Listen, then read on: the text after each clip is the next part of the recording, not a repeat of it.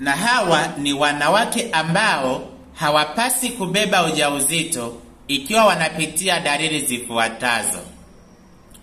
Ikiwa unapitia dalili ya kutoa uchafu ukeni au kutoa maji machafu ukeni, fahamu kwamba unasumbuliwa na maambukizi ya bakteria wabaya ukeni.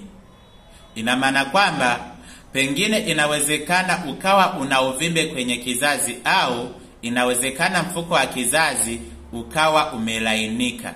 Hivyo basi, hata ikitokea umebeba ujauzito, hii mimba ni rahisi sana kutoka. Jambo la pili, ikiwa unasumbuliwa na hormonal imbalance, mvurugiko wa homoni, usijiandae kubeba ujauzito, kwa sababu ni pale ambapo unakuwa unapata hedhi nzito au unapata hedhi kwa muda mrefu sana. Wakati mwingine unachelewa sana kupata hedhi, kuanzia miezi 3 na kuendelea, lakini pia unapata maumivu makali wakati wa hedhi. Fahamu kwamba itakuwa ni ngumu sana kushika ujauzito, kwa sababu ikiwa unapitia dalili hizi, mbegu za kiume zinapokuja ni rahisi sana kuuawa na kutolewa nje mara moja. Lakini pia ni rahisi sana mimba kutungishwa nje ya mfuko wa kizazi. Ina maana kwamba kushika ujauzito kwako itakuwa ni ngumu sana.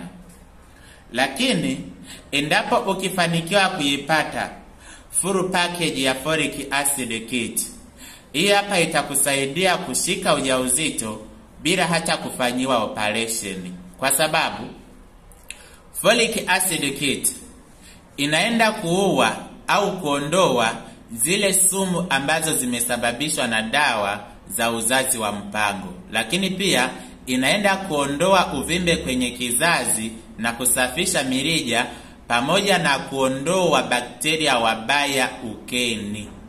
Lakini pia folic acid kit ina uwezo wa kuzalisha mayai bora na kuyakomaza pamoja na kuyapevusha. Folic acid kit ina uwezo wa kurekebisha homoni zilizovurugika na kuziweka katika uwiano sahihi. Folic acid kit ukiitumia vizuri, inakupa chance ya kushika ujauzito wa watoto wawili mapacha. Jitahidi sana uipate full package ya folic acid kit. Utakuja kunishukuru baadaye.